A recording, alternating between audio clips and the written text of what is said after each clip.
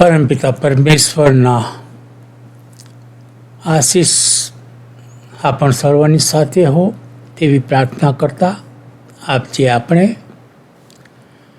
આજના જીવન પવિત્ર વચનો વાંચવા જઈ રહ્યા છે અને આજના વચનો તે ગીતશાસ્ત્રનું પુસ્તક છે અને તેનો 115મો અધ્યાય આજે આપણે વાંચવાના છે.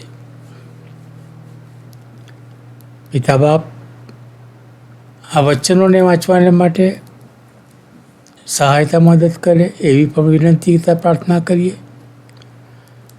અને જે ભાઈ બહેનો સાંભળે છે તે સગડાઓની પર પણ આશીષની વર્ષા થવા દે તેવી પણ પ્રાર્થના કરતાં આજના વચનોમાં જઈશું. જો હજુ સુધી તમે અમારી આ ચેનલને સબસ્ક્રાઈબ ન કરી હોય તો સબસ્ક્રાઈબ કરો, પોતાના ગ્રુપ કે પોતાના મિત્ર વર્તુળમાં શેર કરો અને લાઈક કરવાનું ન ભૂલશો. અમે આ કાર્ય પિતા બાપના નામને મહિમા મળે, ગૌરવ મળે, તેમનું નામ ઊંચું મનાય તેના એક પ્રયત્ન રૂપે કરી રહ્યા છે અને તમારા સાથ સહકારની આશા પણ રાખીએ છીએ. તો પ્લીઝ અમારી ચેનલને સબસ્ક્રાઈબ કરજો અને પોતાના ગ્રુપ કે મિત્ર વર્તુળમાં શેર પણ અવશ્ય કરજો. એક ટૂંકી પ્રાર્થના કરીશું અને આજના વચનોમાં જઈશું. ગીતશાસ્ત્રનું પુસ્તક અને તેનો 115મો અધ્યાય. એકમાત્ર ખરા ઈશ્વર. હે યહોવા, અમોને નહીં પણ તમારી કૃપા તથા તમારી સત્યતાને લીધે તમારા નામનો મહિમા થાય એમ કરો. વિદેશીઓ એમ કેમ કહે છે, તેઓનો ઈશ્વર ક્યાં છે? પણ અમારા ઈશ્વર તો આકાશમાં છે. જે તેમણે ઈચ્છ્યું તે સર્વ તેમણે કર્યું છે. તેઓની મૂર્તિઓ તો સોના રૂપાની જ છે. તેઓ માણસોના હાથનું કામ છે. તેઓને મુખ છે પણ તેઓ બોલતી નથી. તેઓને આંખો છે પણ તેઓ જોતી નથી. તેઓને કાન છે પણ સાંભળતી નથી. નાક છે પણ સૂંઘતી નથી.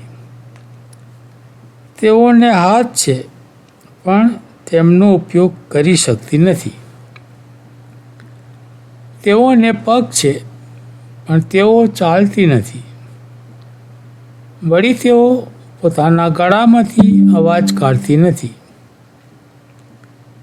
તેઓના બનાવનારા અને તેઓના પર ભરોસો રાખનારા સર્વ તેઓના જેવા થશે. હે ઇઝરાયલ, તું તો યહોવા પર ભરોસો રાખજે. તેઓના તે સહાયકારી તથા ઢાલ છે. હે હારૂન પુત્રો, તમે યહોવા પર ભરોસો રાખો. તેઓના તે સહાયકારી તથા ઢાલ છે. યહોવાના ભક્તો, તમે યહોવા પર ભરોસો રાખો. તેઓના તે સહાયકારી તથા ઢાલ છે. યહોવાએ આપણને સંભાળ્યા છે. તે આપણને આશીર્વાદ આપશે. ઇઝરાયેલ પુત્રોને તે આશીર્વાદ આપશે. હારૂન પુત્રોને તે આશીર્વાદ આપશે. હે યહોવાના ભક્તો, નાના મોટા સર્વને તે આશીર્વાદ આપશે. યહોવા તમારી તેમજ તમારા છોકરાની વૃદ્ધિ કર્યા કરશે. તમે આકાશ તથા પૃથ્વીના ઉત્પન્ન કરતા યહોવાના આશીર્વાદ પામ્યા છો. આકાશો તે યહોવાના આકાશો છે, પણ પૃથ્વી તેમણે માણસોને આપી છે. મુએલા તથા જેઓ કબરમાં ઉતરનારા તેઓમાંનું કોઈ યહોવાની સ્તુતિ કરતું નથી.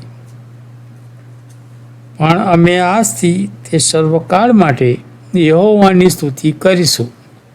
યહોવાની સ્તુતિ કરો. આ જીવન પવિત્ર વચનોને પિતા બાપ પુષ્કળ આશીર્વાદિત કરો. પ્રાર્થના કરીએ. હે સર્વશક્તિમાન અમારા ઈશ્વર પિતા, અમે તમારો પુષ્કળ આભાર માનીએ છીએ બાપ, કે તમે અમને સાચવો છો, સંભાળો છો, શરીરે નિરોગીને તંદુરસ્ત રાખો છો, હવા, પાણી, ખોરાક, વસ્ત્ર પૂરા પાડો છો. એ શરણ માટે અમે તમારો પુષ્કળ આભાર માનીએ છીએ. અત્યારે તમારા જે વચનો વાંચવામાં આવ્યા પ્રભુ, એ વચનો પર પુષ્કળ આશીષ અને કૃપા આપજો. એ વચનો જે તમારા દીકરા દીકરીઓ સાંભળે છે પ્રભુ, એક એકના હૃદયમાં તમે વાતનો વ્યવહાર કરજો. વચન સમજવાના પ્રભુ અમારા સહગડાની તમે સહાયને મદદ કરો. જ્ઞાન બુદ્ધિને ડાપણ આપજો પ્રભુ. જે લોકો બીમાર છે પ્રભુ, ઘરમાં છે, હોસ્પિટલમાં છે, ત્યારે અમે સર્વને તમારી પાસે લાવીએ છીએ કે તમારો ઘાયલ હાથનો સ્પર્શ કરજો અને સાજાપણું આપજો. કારણ કે તમે ડૉક્ટરોના ડૉક્ટર અને વૈદ્યોના વૈદ છો પ્રભુ. ત્યારે પ્રભુ પિતા સર્વને તમે સાજાપણું આપજો. જે ઘરમાં મરણે પ્રવેશ કર્યો હોય એ દુઃખિત પરિવારની પણ તમે દિલાસો આપજો. જ્યાં જ્યાં પ્રભુ પુષ્કળ લડાઈ ચાલી રહી છે, વરસાદ પુષ્કળ છે, પૂર આવી રહ્યા છે પ્રભુ, ઘણા બધાના ઘર વક્રિય થઈ ગયા છે, ઘણા બધા હેરાન પરેશાન છે પ્રભુ, લડાઈઓ ચાલુ છે. ત્યારે મેં સર્વને પ્રભુ બધું તમારા હાથમાં સોંપે છે. કારણ કે તમે દયાળુ પ્રભુ છો, ત્યારે તમે દયા વર્ષાવો પ્રભુ. અન્ય યુદ્ધ ને પૂર ને બધું પ્રભુ શાંત થાય એવું તમે થવા દેજો. જે ઘરમાં મરણ, જે ઘરમાં લડાઈ ઝઘડા કંકાસ છે પ્રભુ, એ સર્વ જગ્યાએ તમારી શાંતિ સ્થાપજો પ્રભુ. જે લોકો પ્રભુ નોકરી વગરના છે, ઘર બહાર વગરના છે પ્રભુ, અંધારામાં ભટકી રહેલા છે, એક એકને પ્રભુ તમારા આશીષ અને કૃપા આપજો. અને જોઈતા તમામવાના તમારા ખુદ ભંડારમાંથી પ્રભુ તમે પૂરા પાડજો. જે લોકો પ્રભુ વ્યસનમાં છે બાપ, એ સર્વ અને વ્યસનમાંથી તમે મુક્ત કરજો. અને જે લોકો પ્રભુ ઘણે દૂર છે પ્રભુ, કેવા કેવા એમાં ફસાયેલા છે બાનામાં, ત્યારે બધું સર્વને તમે સ્વતંત્ર કરજો પ્રભુ. અને દરેક ઘૂંટણ તમને નમે અને દરેક જીભ કબૂલ કરી કે ઈસુ ખ્રિસ્ત પ્રભુ તમે છો એવું તમે થવા દેજો. તમારું આવું પુષ્કળ નજીક થઈ રહ્યું છે પ્રભુ.